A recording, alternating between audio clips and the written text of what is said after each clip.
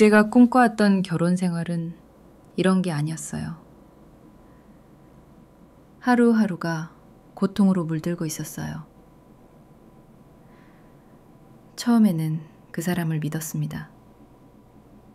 내가 마지막으로 사랑해볼 사람이라고 의심 없이 받아들였죠. 하지만 이런 끔찍한 짓을 그가 저지르고 있을 줄은 정말 상상도 못했어요. 저를 향해 짓고 있는 미소는 이제 제게 두려움의 상징이 되었어요. 슬레이싱는 안 돼요. 이 고통스러운 삶에서 벗어나야만 해요. 지금부터 제 이야기를 당신에게 들려드릴게요. 제가 왜 이렇게 살고 있고 그가 저에게 저지른 끔찍한 행동들에 대해서요.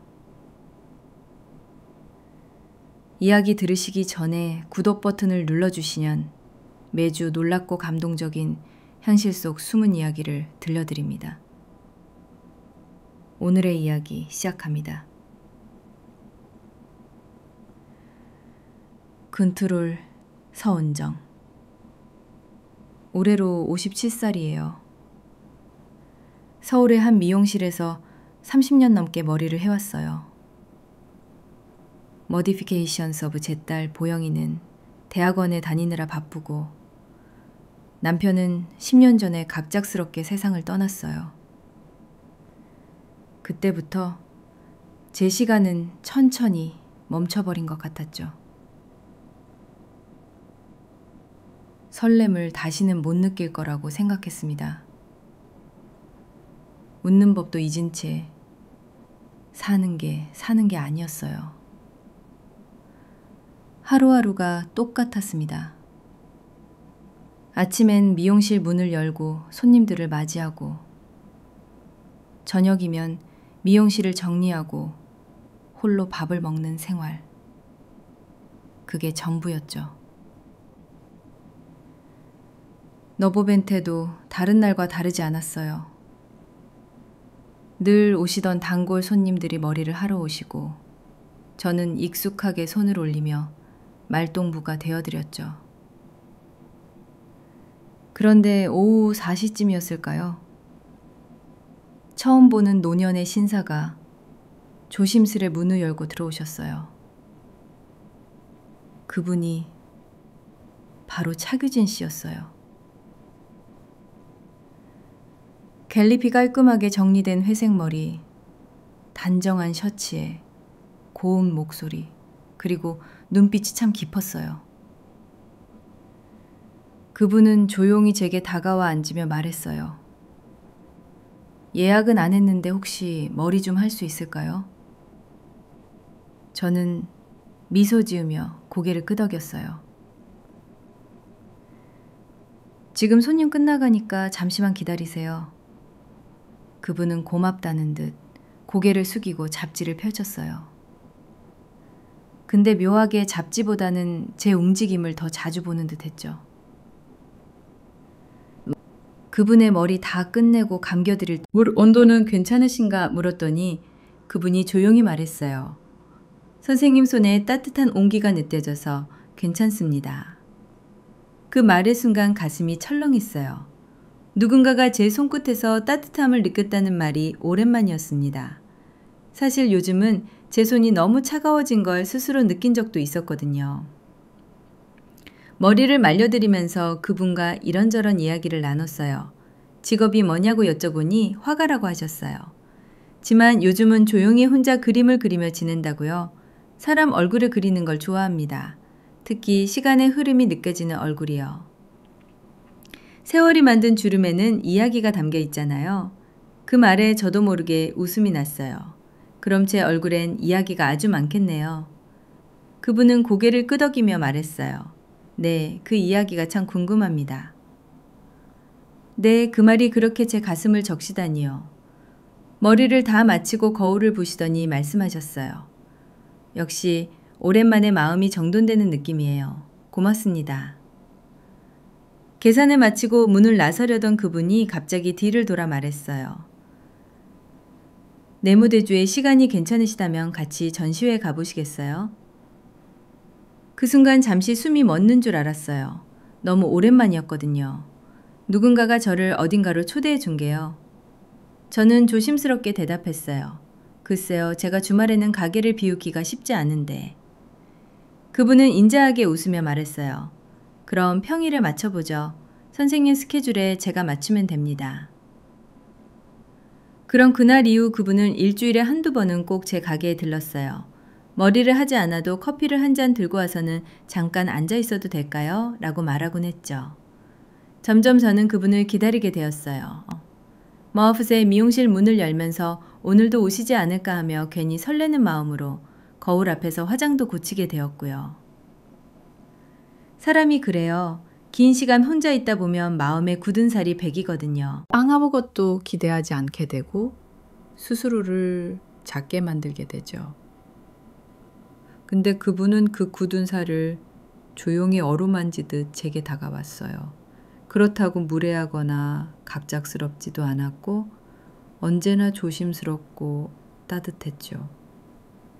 그분은 어느 날 이렇게 말했어요. 은정 씨, 전 이상하게 이곳에 오면 마음이 편안해집니다.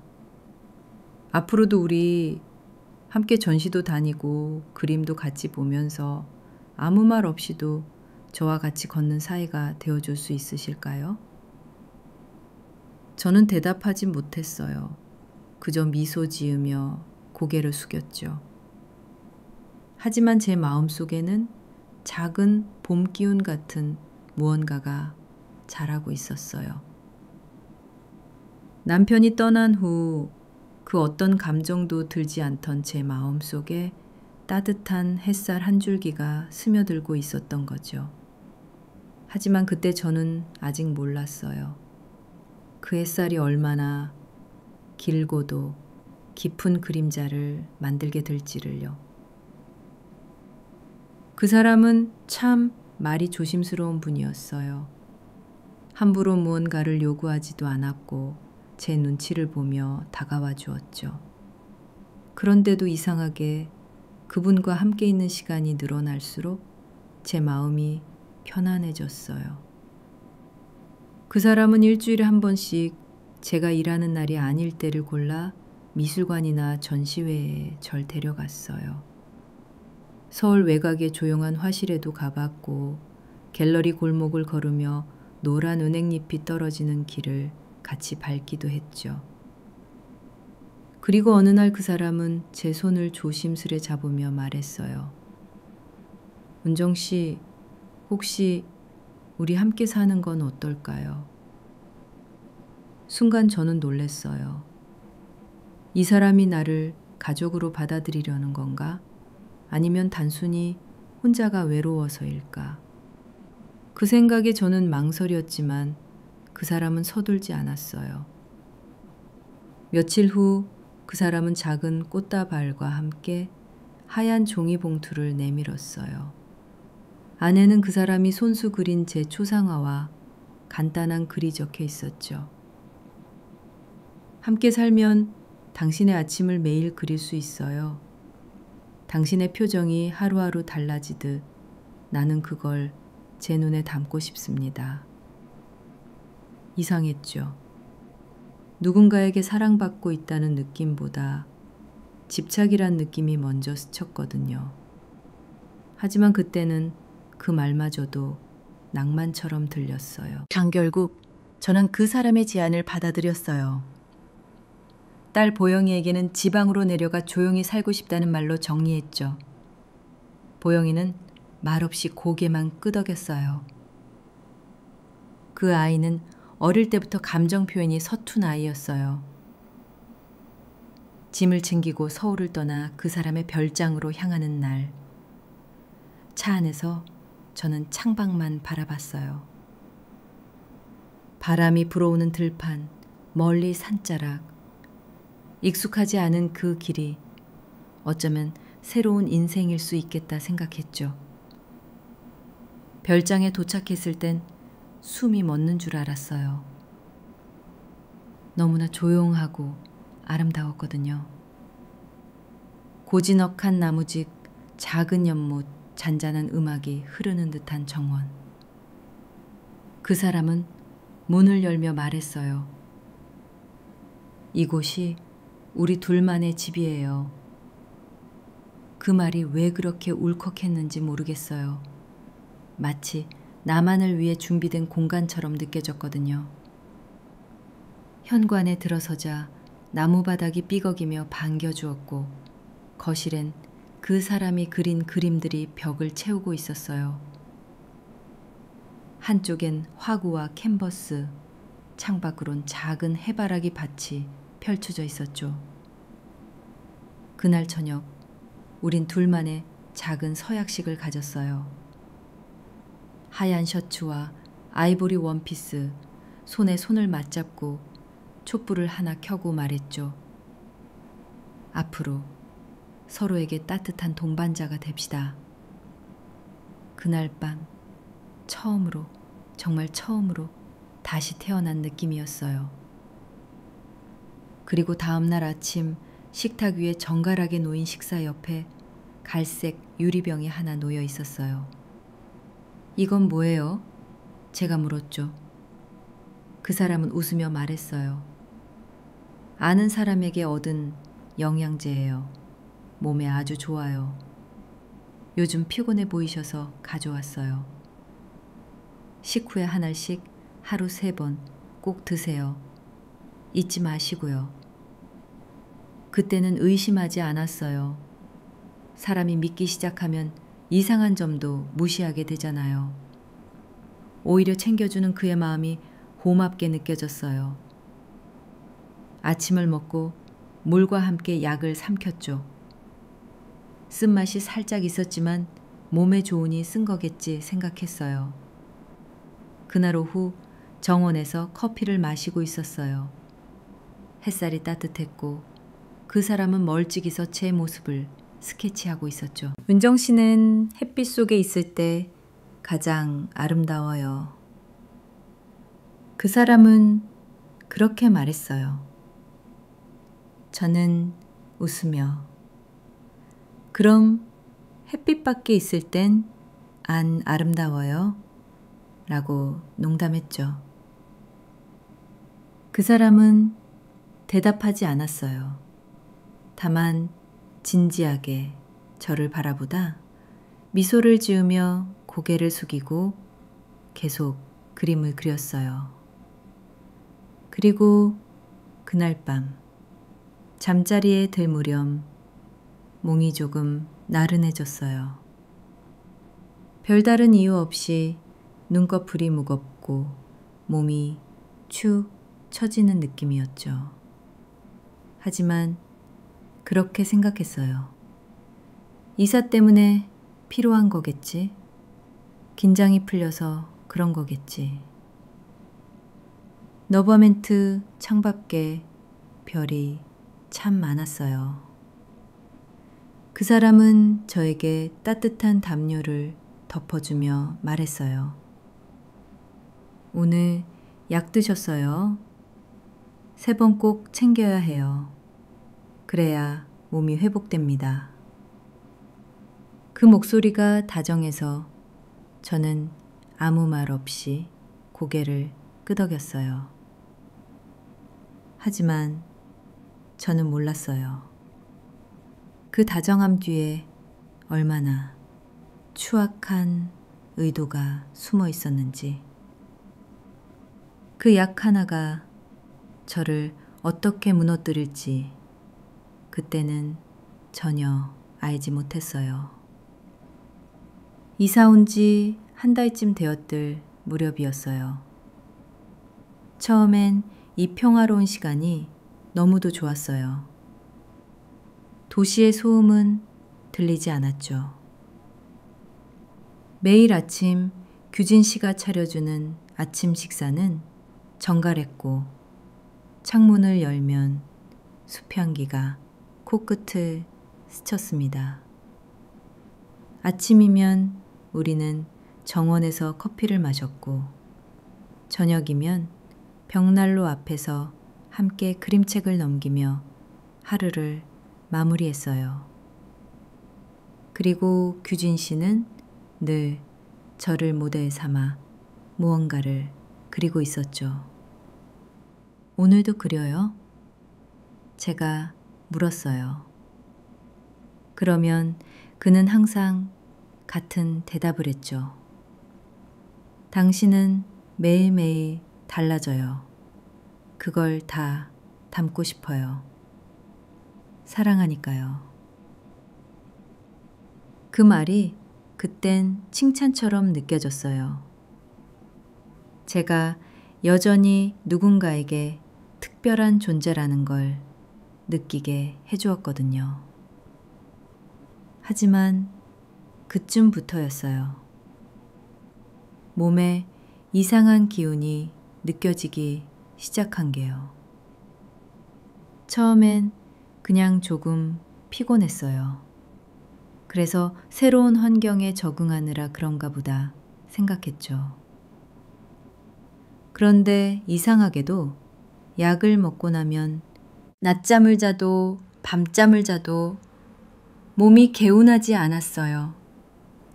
머릿속은 자꾸 뽀얗고 말을 하려다가 단어가 생각나지 않는 경우도 생겼죠. 나 요즘 왜 이렇게 피곤하지? 혼잣말을 자주 하게 되었어요. 말했죠. 그럴 때마다 규진 씨는 늘 다정하게 매어 제가 준 약 복용만 잘하면 곧 나아질 거예요. 하루 3번 식후에 꼭 챙겨 먹으라고 한 그 약을요. 처음엔 작고 갈색의 알약 하나였는데 언젠가부터 2알이 되었고 어느 날은 그가 손수물과 함께 건네며 말했어요. 오늘은 조금 더 피곤해 보이네요. 한 알 더 드셔요. 순간 망설였지만 그 눈빛이 너무도 진심 같아서 저는 아무 말 없이 약을 받아 삼켰어요. 그날 저녁 거울을 보다 말고 화장대를 바라보며 멍하니 앉아 있었어요. 내만하오냐 느껴졌거든요. 눈과 주름이 갑자기 깊어진 것 같았고 얼굴이 창백했어요. 입술도 메말랐고 무엇보다 눈빛이 달라져 있었죠. 이게 나야. 속삭이듯 혼잣말을 했을 때 등 뒤로 규진 씨가 다가와 제 어깨에 손을 얹었어요. 당신 정말 아름다워요. 지금 이 순간을 꼭 그림에 남기고 싶어요. 그의 말이 왜 그리 싸늘하게 들렸는지 모르겠어요. 그 순간 제 어깨에 올려진 손이 무겁게 느껴졌어요. 그날 밤 악몽을 꾸었어요. 어두운 방황, 커다란 화폭 위에 제가 있었어요. 붓이 제 얼굴을 스치고 붉은색이 번지며 제 눈이 사라졌어요. 입이 지워지고 피부는 회색이 되었죠. 깨어나 보니 침대 옆엔 유리병이 놓여 있었고 규진 씨가 조용히 말했어요. 오늘 아침엔 제가 챙겨드릴게요. 저는 몸을 일으킬 수 없었어요. 기운이 하나도 없었거든요. 눈을 감고 있으니 멀리서 붓이 종이를 긋는 소리가 들려갔어요. 슥, 슥. 규진 씨는 분명 무언가를 그리고 있었어요. 그게 무엇이었을까요? 다음 날 제 침대 옆엔 완성되지 않은 초상화가 있었어요. 그림인 웃고 있었지만 눈동자가 텅 비어 있었어요. 그제야 저는 무언가 이상하다는 걸 희미하게 느끼기 시작했죠. 하지만 이미 그때 저는 스스로의 몸을 스스로 돌보기 어려울 만큼 쇠약해져 있었어요. 저는 점점 제 자신을 잃어가고 있었습니다. 몸이 무겁고 기억은 가물거리고 무엇보다 마음이 허전했죠. 거울 앞에 앉아 머리를 빗다가 멍하니 눈을 감는 시간이 늘어났어요. 전에 같으면 단골 손님 머리를 만지며 수다를 떨고 웃고 있었을 텐데 지금은 거울 속 내 얼굴조차 낯설었어요. 하루는 화장대를 정리하다 약통을 내려다 봤어요. 갈색 유리병 하얀 라벨도 없고 제품명도 없이 오직 손으로 쓴 메모 하나만 붙어 있었어요. 예, 하루 3번 식후에 폭용. 그 글씨가 이상하게 소름 끼치게 느껴졌어요. 왜 그동안 의심하지 않았을까요? 그때 규진 씨가 방에 들어와 말했어요. 오늘은 좀 어때요? 요즘 계속 피곤해 보이세요? 저는 힘겹게 웃었어요. 글쎄요, 몸이 말을 잘 안 들어요. 그는 내 손등을 쓰다듬으며 말했죠. 몸이 신호를 보내는 거예요. 지금은 쉬어야 할 시기죠. 이곳은 자연이 많은 곳이라 회복엔 더없이 좋아요. 그의 말은 언제나 다정했고 논리적이었어요. 그래서 더 의심을 품기 어려웠죠. 그날 저녁 규진 씨는 작업실 문을 열어 보여줬어요.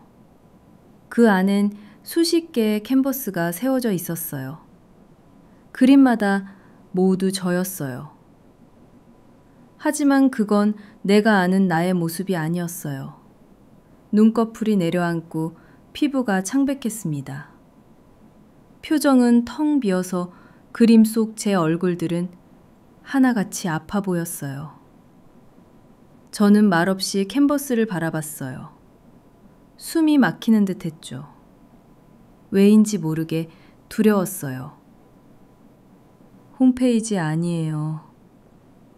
저는 조용히 말했어요. 그는 아무 대답 없이 그림을 바라보다가 천천히 말했죠. 이정 씨, 예술은 있는 그대로의 모습을 담는 게 아니라 그 사람의 내면을 담아 그리는 거예요. 그는 내 뺨을 쓰다듬으며 속삭이듯 말했어요. 지금 당신은 말할 수 없이 아름다워요. 기운 쉬운 유리처럼 고요하고 투명해요. 나는 당신같이 아름다운 사람을 처음 봐요. 그 순간 몸에 소름이 돋고 마음이 으스러지는 기분이었어요. 그건 사랑이 담긴 말이 아니라 저를 관찰하는 사람의 말처럼 느껴졌거든요. 그날 밤 저는 침대에서 뒤척이다 결국 새벽에 일어났어요. 규진 씨는 늦은 시간까지 그림을 그려 피곤했는지 옆에서 깊게 잠들어 있었습니다. 부엌에서 물 한 잔을 마시고 다시 돌아섰는데 규진 씨의 책장 서랍이 열려 있었죠. 저는 그 서랍을 닫으려다가 그 안에서 하얀 노트 하나를 발견했어요. 그 노트 안엔 정확한 날짜와 시간, 그리고 나의 상태에 대한 기록이 있었어요.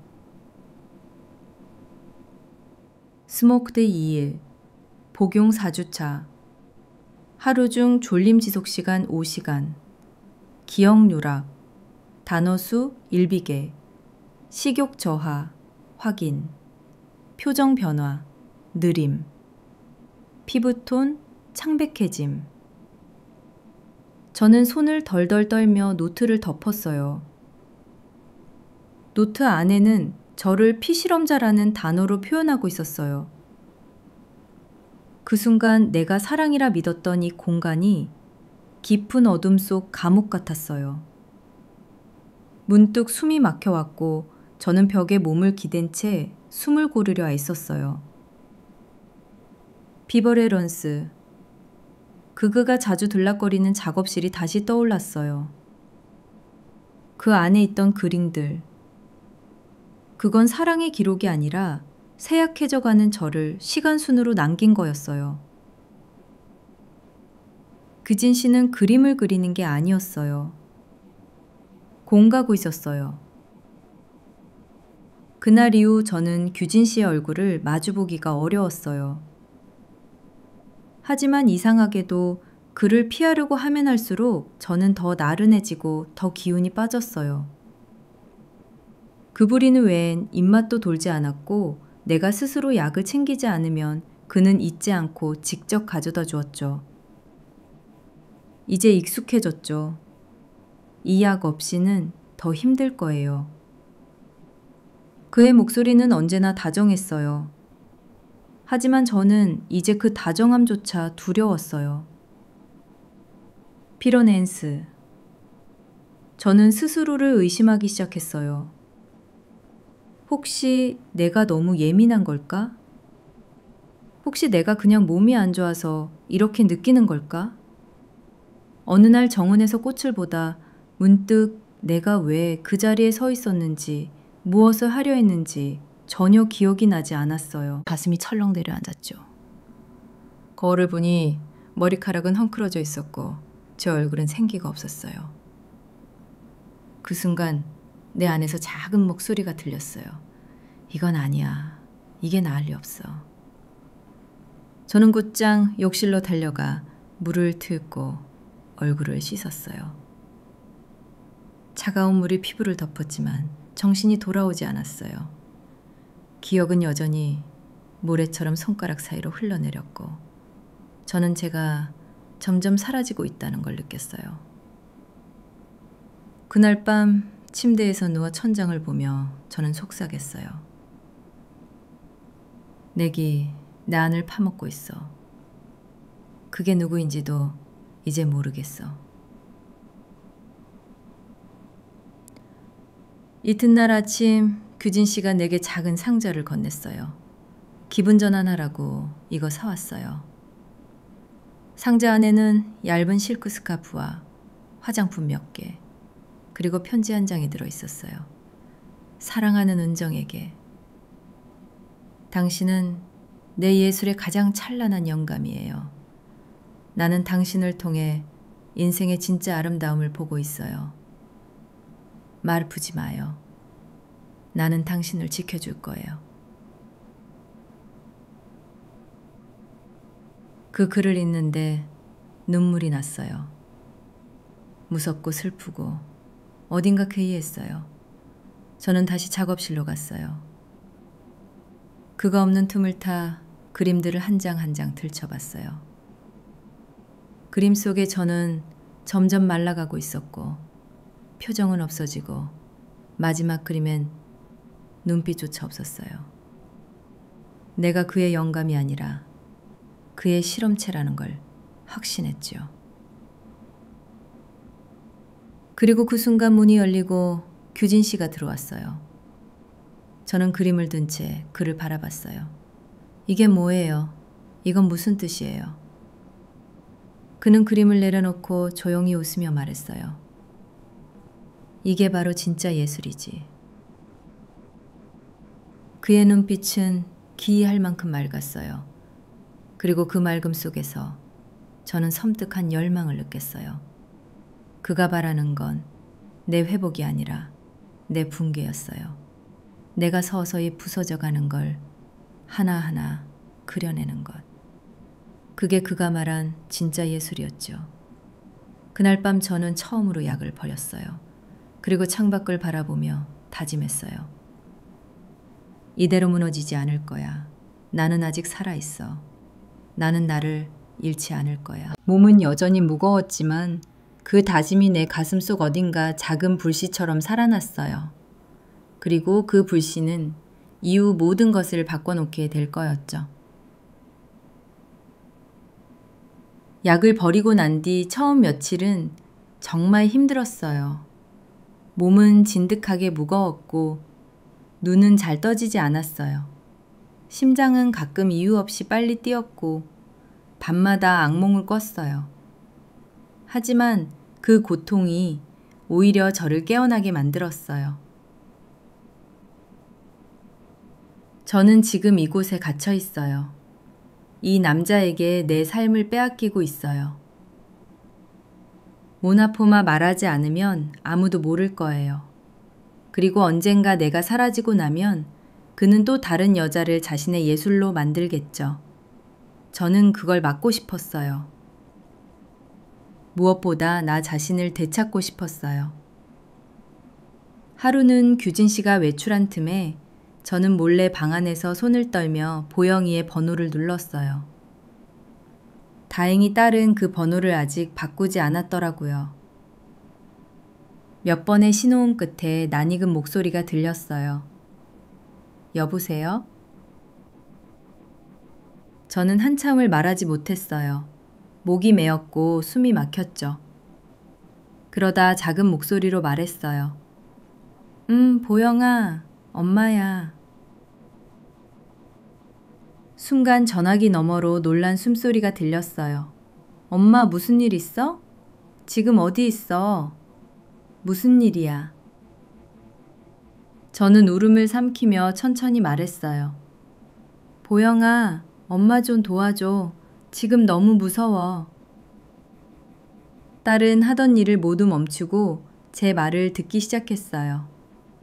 저는 규진 씨와 재혼 후 이곳에 온 이야기, 이상한 약을 먹고부터 시작된 변화, 작업실에 가득한 내 그림들, 그리고 그의 노트에 적힌 기록까지 하나하나 말했어요.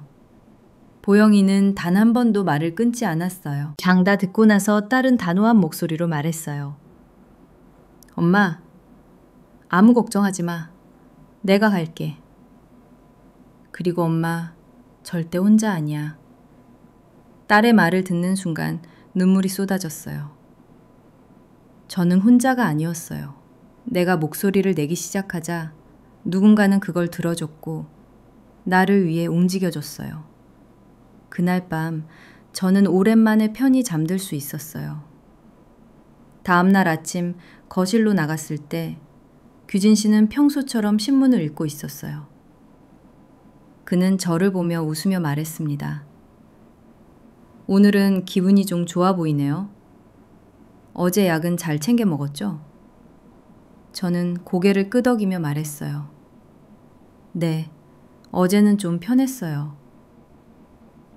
거짓말이었습니다.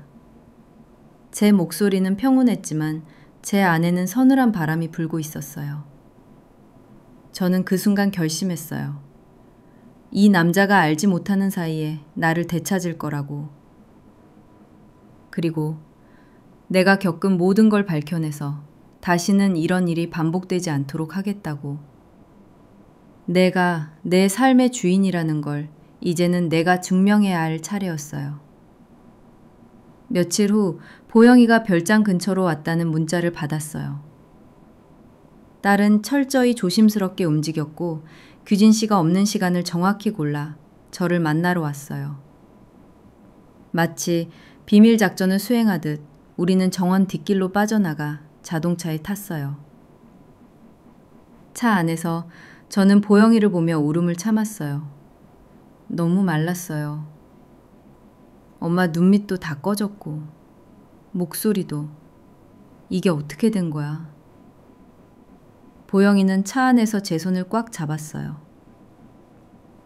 엄마, 이제 괜찮아. 내가 다 알아볼게.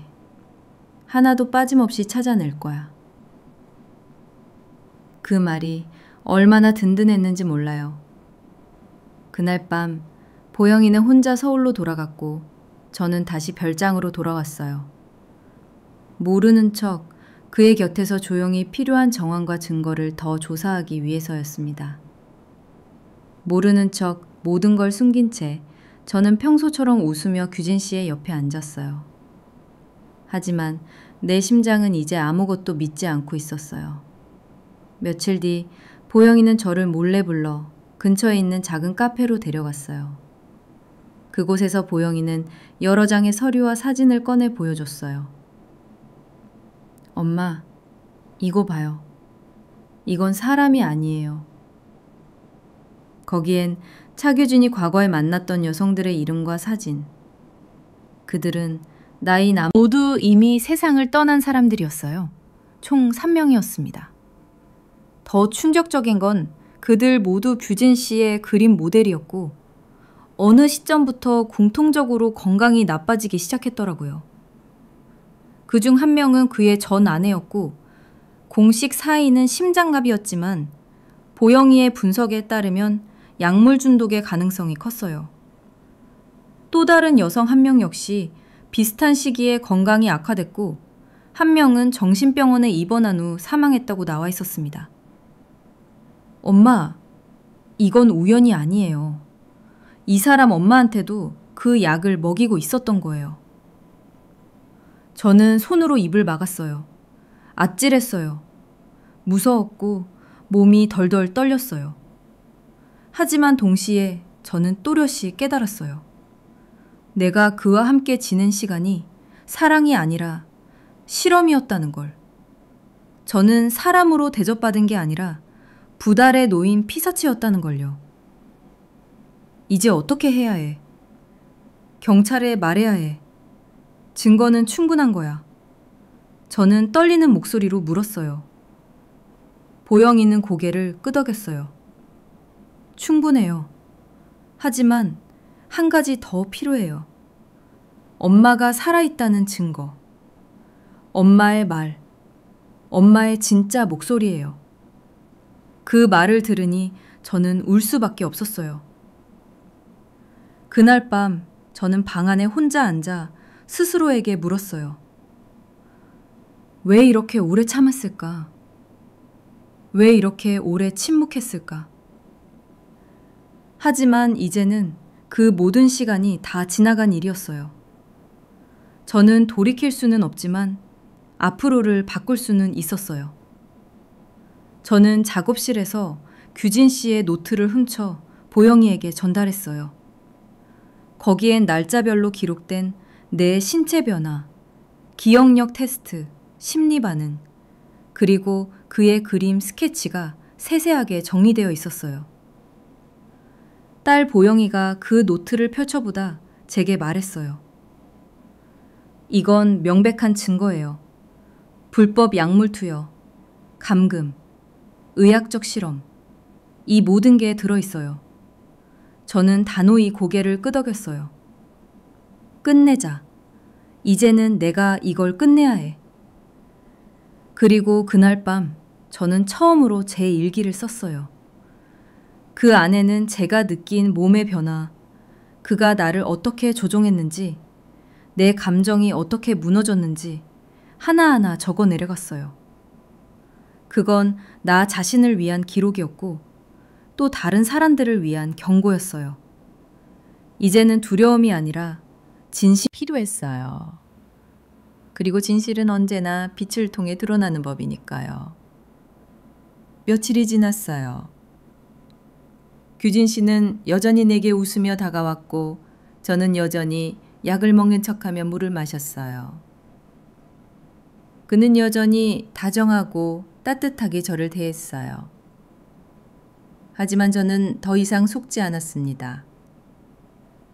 보영이와 함께 증거는 차곡차곡 쌓이고 있었고 그의 노트와 약통 그리고 그의 작품 속엔 너무나 많은 진실이 숨어 있었어요. 그는 여전히 매일 저의 얼굴을 그렸고 그 그림 속에 저는 점점 더 청백해지고 점점 더 비틀어지고 있었어요. 저는 스스로를 보며 더 이상 그가 말하는 아름다움에 속지 않겠다고 다짐했어요. 어느 날 보영이가 조심스럽게 말했어요. 엄마, 우리가 경찰에 가기 전에 하나만 더 해요.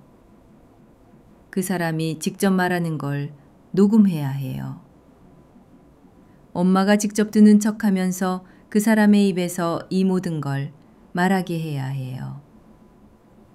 그거면 그 사람은 절대 못 빠져나가요. 처음엔 겁이 났어요. 그 사람과 마주 앉아 그의 말을 이끌어낸다는 게 너무 무서웠어요. 하지만 내가 아니면 아무도 할 수 없다는 걸 알았죠. 그리고 결정적인 증거들로 단숨에 그를 무너뜨려야 했습니다. 그래서 저는 결심했어요. 그날 밤 규진 씨에게 물었어요. 요즘은 왜 그림 안 그리세요? 원래 매일 그리셨잖아요.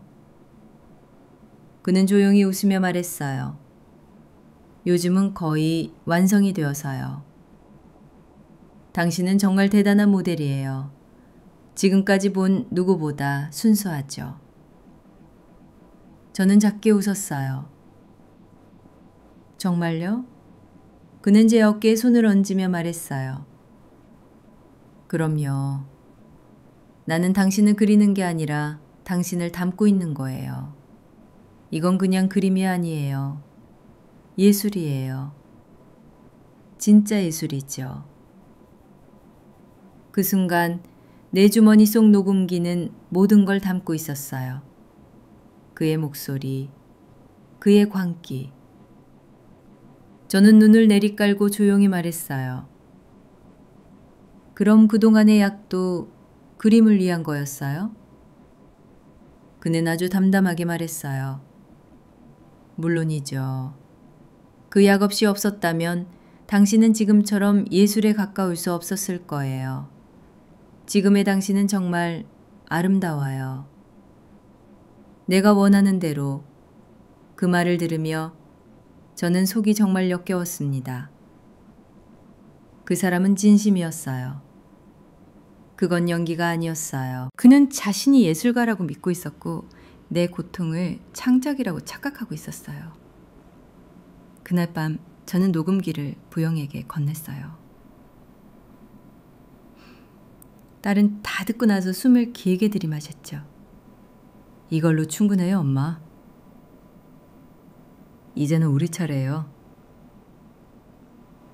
며칠 후 우리는 경찰서를 찾아갔어요.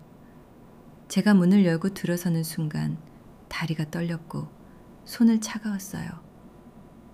하지만 마음만은 확고했습니다. 저는 진실을 말했고 보영은 자료를 제출했어요. 경찰은 녹음 파일을 듣고 한참 동안 아무 말도 하지 않았어요. 그리고 그들은 곧장 차기진을 체포영장을 준비하기 시작했어요. 며칠 뒤 이른 새벽 그는 작업실에서 체포됐어요. 놀라운 건 그가 전혀 놀라지 않았다는 거예요. 그는 수갑을 찬 채로 내게 눈을 맞추며 말했어요.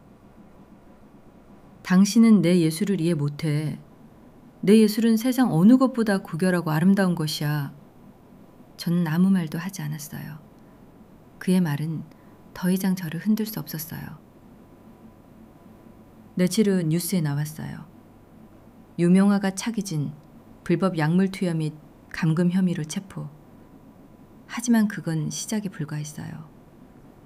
보영은 담당 수사관과 함께 그의 과거 기록을 추적했고 놀랍게도 그의 전 아내 역시 저와 비슷한 증세를 보이며 건강 악화를 겪은 뒤 사망했으며 그 외에도 그가 연인이라 부르던 2명의 여성 역시 모두 그림 모델이었고 장기간 약물 복용 후 사망했어요.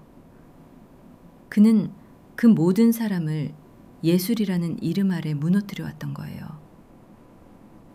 저는 병원에서 정신상담을 받기 시작했고 그곳에서 내 마음도 차츰차츰 정리하기 시작했어요. 시간이 필요했어요. 하지만 저는 확실히 느끼고 있었어요. 내 안에 나는 아직 무너지지 않았다는 것을요. 그건 분명 빛이었어요. 아주 오래 그림자에 묻혀있던 나만의 빛이요. 차기진이 체포된 그날 이후 별장은 폐쇄됐고 그의 작업실은 압수수색을 받았어요.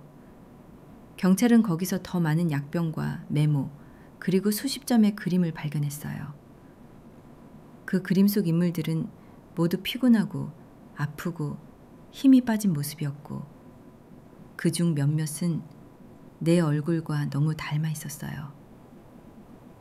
저는 계속 병원에 입원해 있었어요. 몸은 약해졌지만 마음은 조금씩 나아지고 있었어요. 보여이는 계속 제 곁에 있었고 매일 내 손을 잡아줬어요. 엄마, 이제 아무도 엄마를 조용히 묶어놓을 수 없어요. 엄마는 이제 세상에 당당히 말할 수 있어요. 그 말이 내게 새로운 힘을 줬어요. 그날부터 저는 매일 일기를 썼어요. 지난날의 기억과 복용했던 약의 느낌, 그리고 머릿속이 어떻게 흐려졌는지, 그런데도 왜 아무 말도 하지 못했는지 모든 걸 솔직히 하나씩 적어 내려갔어요. 그리고 보영이의 도움으로 우리는 기자회견을 준비했어요.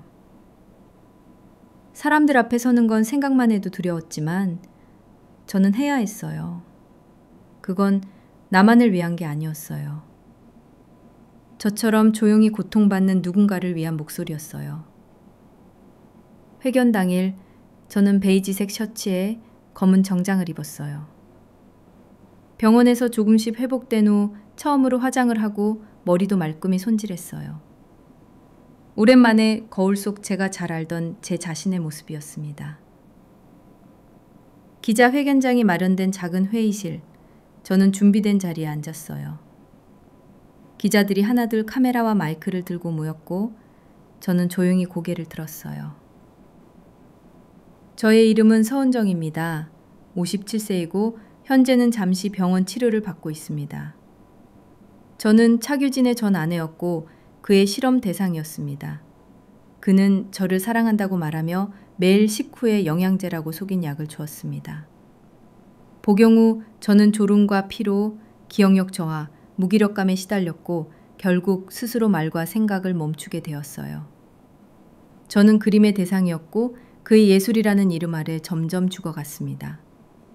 이 말을 하기까지 오래 걸렸습니다. 하지만 이제는 더 이상 조용히 있지 않겠습니다. 제 이야기를 통해 누군가의 고통이 예술이라는 이름으로 묻히지 않기를 바랍니다. 감사합니다. 그 말이 끝났을 때 순간 장내는 조용했어요. 그리고 곧 카메라 셔터 소리와 기자들의 질문이 쏟아졌어요. 차규진 씨의 목적이 정말 예술적 실험이었다고 보시나요? 약물 성분에 대해 아시는 게 있으신가요? 그를 처음 만났을 때 이런 징후가 있었나요? 저는 모든 질문에 조용히 대답했어요. 모르겠어요. 그땐 몰랐어요. 하지만 이제는 알겠어요. 그건 아니라 파멸이었습니다. 기자회견 영상은 곧바로 유튜브를 통해 많은 사람들에게 퍼졌어요. 그리고 은정을 응원하는 수많은 댓글들이 달렸습니다.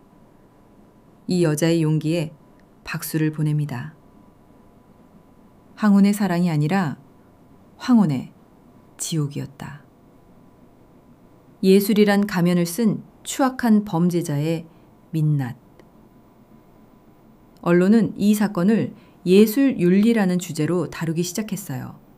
인터뷰 요청이 쏟아졌고 검찰도 수사에 박차를 가했어요. 저는 병원에서 매일 조금씩 식사를 하며 내 안의 감정을 회복했어요. 그리고 그날 밤 병실 창밖으로 보이는 달을 보며 혼자 말했어요. 이제 진짜로 끝났구나. 아니, 끝난 게 아니었어요. 이건 새로 시작되는 나의 이야기였어요. 기자회견이 끝난 후 저는 여성 보호 쉼터로 들어갔어요. 그곳엔 세상과 거리두기를 하고 싶은 여러 여성이 함께 지내고 있었죠. 대부분 감금이나 협박에 장기간 피해받아온 여성들이었습니다. 처음엔 그들과 눈을 마주치기도 어렵고 말 한마디 나누기도 쉽지 않았어요. 하지만 어느 순간부터 그들이 제 손을 잡아주기 시작했어요. 방송 봤어요. 은정 씨 용기 대단해요. 말해줘서 고마워요. 우리 중 누군가는 목소리를 내야 했어요. 그 말을 듣고 저는 더 이상 혼자가 아니라는 걸 느꼈어요. 그날 밤 저는 오래된 일기장을 꺼냈어요. 머리가 가장 흐릿했던 그날, 제가 차규진의 약을 복용하고 침대에 누운 채 세상을 잊었던 날의 기록이 적혀 있었죠. 그때 저는 잊혀진 사람이었어요. 누군가의 모델, 누군가의 예술. 하지만 지금은 아니에요. 이젠 저 스스로 저를 그리기로 했어요. 며칠 후 검찰의 수사 결과가 발표됐어요. 차규진은 저뿐만 아니라 그의 전 아내에게도 동일한 방식으로 약물 복용을 시켰고 그 아내는 결국 원인 불명의 건강 악화로 사망했다고 해요. 게다가 그가 과거 연인이라고 밝힌 두 여성도 그의 그림 모델이었으며 모두 약 복용 후 비슷한 경과로 생을 마감했어요. 담당 수사관은 규진의 노트, 약물 배송 기록, 관련 검색 기록까지 확보해 모두 증거로 제출했어요. 법정에서 규진은 아무런 반성도 없이 말했어요. 나는 예술을 했을 뿐입니다. 내 예술로 인해서 그들의 삶은 내 그림 속에서 영원해질 수 있었던 것입니다. 나는 그걸 선물했다고 생각합니다. 판사는 조용히 그에게 선고했어요. 당신은 예술가가 아니라 살인자입니다. 총 3명에게 감금과 불법 약물 투여, 그중 3명을 사망에 이르게 했어요. 당신을 징역 35년을 선고합니다. 저는 재판 내내 그의 눈을 마주하지 않았어요. 마주할 필요도 없었죠. 그 순간 저는 그와 완전히 분리된 새로운 사람이 되어 있었어요. 재판이 끝난 후 언론은 다시 저를 조명했어요. 하지만 저는 더 이상 인터뷰를 하지 않았어요. 몇 달 후 저는 다시 미용실을 열었어요. 작은 골목에 있는 오래된 공간. 페인트를 다시 칠하고 거울을 닦고 의자를 새로 들였어요. 그리고 가장 중요한 문장을 가게 벽에 걸었어요. 누군가의 작품이 아닌 내 삶을 직접 그리며 살자. 거울 앞에 앉은 첫 손님에게 가위를 들며 말했어요. 어떤 스타일 원하세요? 그는 웃으며 말했어요. 은정 씨가 하고 싶은 대로 해주세요. 당신 손을 믿어요. 그 순간 저는 미소 지었어요. 그래, 나는 이 손으로 다시 누군가를 행복하게 만들 수 있어. 저는 일하고 남는 시간에 쉼터 여성들을 위한 무료 봉사도 시작했어요. 주말엔 그들에게 제 이야기를 들려주며 소통의 시간을 가졌습니다. 밤이 되면 저는 가끔 혼자 미용실 불을 켜두고 조용히 거울을 바라봤어요. 그 안에 있는 저는 피곤해 보일 때도 있고 주름이 늘었지만 눈빛만은 누구보다 빛나고 있었어요. 저는 제 인생을 다시 시작했어요. 그건 누구의 그림도 아니고 누구의 설정도 아닌 나만의 삶이었어요. 그리고 그 삶을 나는 매일 정성스레 색칠하고 있었어요. 이제 나는 내가 나를 그립니다. 그리고 그 그림은 그 누구보다 아름답습니다.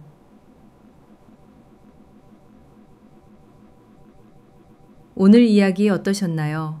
구독과 좋아요, 알림 설정을 눌러주시면 이야기를 들려드리는데 큰 힘이 됩니다. 여러분의 따뜻한 댓글도 많이 남겨주세요. 시청해주셔서 감사합니다.